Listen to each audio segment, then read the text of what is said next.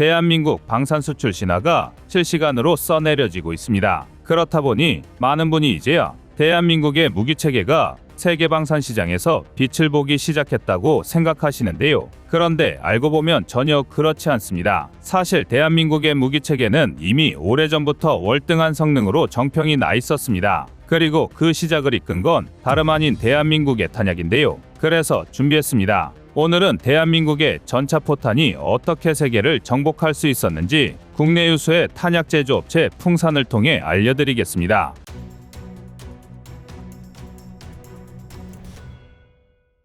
전차는 상당히 특이한 무기체계입니다. 지상 최강의 기갑 전력으로서 공격력과 방어력을 동시에 갖추기 위해 기형적인 진화를 거듭해왔는데요. 그 정점이라고 할 수 있는 게 바로 날개 안정 분리철 갑탄 APF-SDS, 통칭 날탄입니다. 마치 화살이나 송곳 등을 연상시키는 모습만 봐도 알 수 있듯이 날탄은 점점 두꺼워지는 전차 장갑을 꿰뚫는 것을 제1목표로 삼아 개발된 포탄인데요. 이런 날탄 개발에 있어서 대한민국의 기술력은 전 세계에서 독일과 쌍벽을 이루며 세계 최정상을 석권하고 있습니다. 게다가 일부 기술에서는 독일을 넘어 세계 최초이자 최고 수준의 기술력을 보유하고 있는데요. 바로 텅스텐 중합금 관통자 기술입니다. 관통자는 쉽게 말해 장갑을 뚫고 들어가는 포탄의 심이라고 할 수 있는데요. 날탄의 관통력을 책임지는 부분이기 때문에 미국을 포함한 대다수의 나라는 날탄의 관통자로 열아우라늄을 사용하고 있습니다.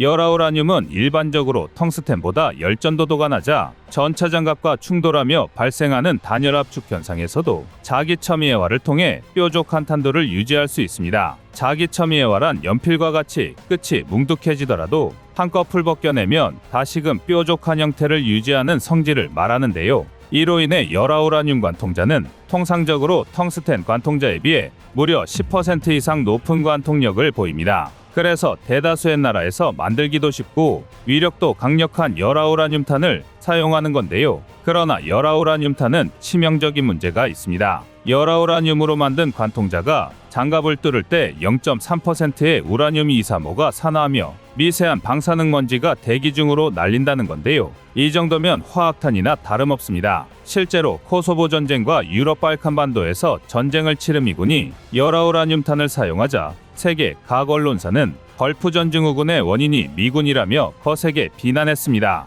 방사능 무기를 사용해놓고 자신들은 책임없다며 발뺌을 한다는 건데요. 그리고 이런 문제들로 인해 대한민국은 텅스텐을 날탄의 소재로 선택했습니다. 관통력은 낮아도 안전성이 더 높은 소재를 고른 건데요. 그런데 놀라운 일은 바로 여기서부터 발생했습니다. 대한민국의 풍산이 텅스텐으로도 열아우라늄에 버금가는 관통자를 만들 수 있는 텅스텐 중합금 소재 기술을 세계 최초로 개발해낸 것입니다. 풍산은 열전도도가 174켈빈인 텅스텐의 다단열 처리 기술과 미세 조직 제어 기술 등을 이용해 열전도도가 28켈빈인 열아우라늄처럼 자기첨이해화가 일어나겠는데요. 이쯤이면 사실상 연금술이나 다름없는 신기술이었습니다. 그리고 이 모든 과정으로 풍산은 텅스텐 중합금을 만들 때 열 처리를 반복하면 안 된다. 텅스텐은 원래 열아우라늄보다 관통력이 낮은 게 당연하다는 등의 고정관념을 완전히 박살내버렸는데요. 이건 모두 기술이었기에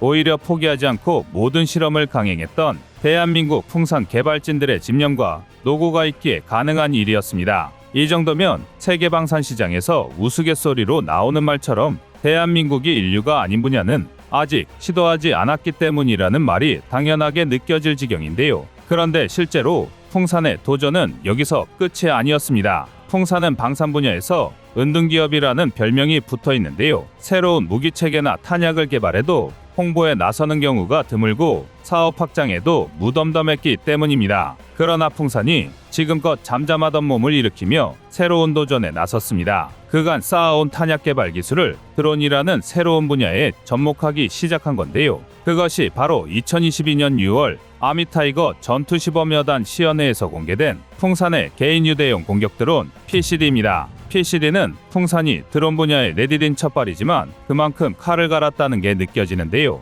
PCD는 크기가 작아 개인 한 명이 가방에 넣어 휴대할 수도 있고 별도의 조종기 없이 스마트폰으로도 조작이 가능합니다. 또한 탄두투하형 소형 드론으로 표방하며 초소형 폭탄 3발을 탑재하고 있는데요. 자체 무게 4kg에 3kg의 공격 모듈을 추가해서 원거리 자폭, 직접 충돌, 폭탄 투하 등의 다양한 공격을 수행할 수 있습니다. 특히 군집 비행이 가능하기 때문에 집단으로 움직이며 마치 폭격기처럼 지역 초토화 전술도 구현이 가능한데요. 현재 개발된 스펙만 해도 완전 무장 상태에서 5km까지 무려 30분 동안 비행이 가능하지만 이조차 추가 배터리를 장착해 비행 시간을 확장하는 방안이 검토 중입니다. 또한 국내 최초로 동축 로터를 사용해서 드론이 발생하는 소음을 극단적으로 줄였는데요. 이 덕에 PCD의 경우 고도 150m만 유지해도 육안으로 관측하는 게 거의 불가능합니다. 일반 드론이면 설령 보이지는 않더라도 소리로 발각될 수밖에 없는데요.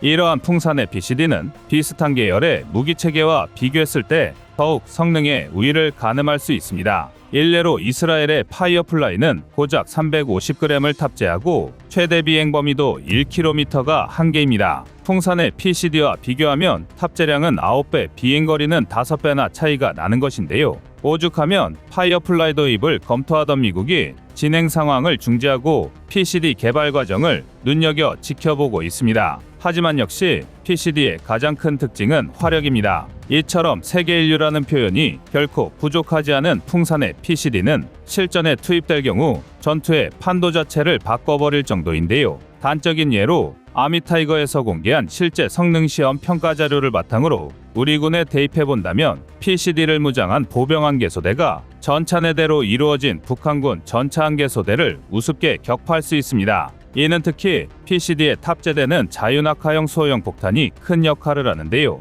바로 탄약면과 풍산에서 만든 폭발성형 관통자 EFP입니다. EFP는 폭발의 에너지를 이용해서 앞부분에 달린 금속 라이너를 2000에서 3500m/s에 초고속으로 발사하는데요. 이 덕분에 일반 탄에 비해 무려 16배나 큰 운동 에너지를 낼 수 있습니다. 앞서 말씀드린 날탄처럼 막대한 양의 운동 에너지를 받은 EFP의 금속 라이너가 관통자 역할을 수행하는 건데요. 이로 인해 일반 포탄이나 미사일보다 훨씬 작은 크기임에도 불구하고 측면과 정면에 비해 상대적으로 약한 전차 상부 장갑을 관통할 수 있습니다. 그런데 PCD는 드론으로서 사실상 전차 상부를 타격하는데 최적화된 구조입니다. 드론 한 대로 주력 전차를 사냥할 가능성도 있는 건데요. 또한 PCD의 존재로 인해 과거 6.25 전쟁 당시 발생했던 고지전이나 적기관총 진지탈환 등의 출혈 작전의 난이도가 상당히 낮아졌습니다. 그저 여러 대의 PCD를 띄워 해당 지역을 말 그대로 초토화하면 되는데요.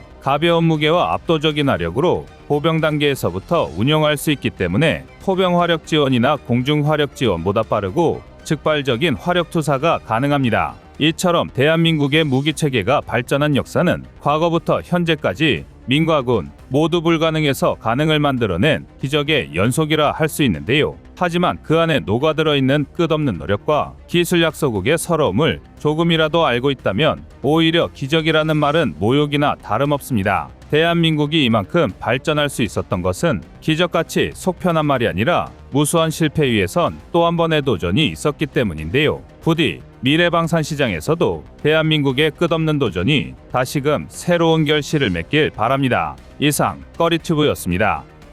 안녕하세요, 꺼리튜브입니다. 여러분의 가부나 성원에 힘입어 군사무기에 관심 없는 분들도 쉽게 이해하실 수 있는 대한민국의 육해공 군사무기의 숨은 비하 이야기를 책으로 엮었습니다. 하루 종일 검색해도 절대 찾을 수 없었던 비밀스러운 내용을 이제 책으로 만나보세요.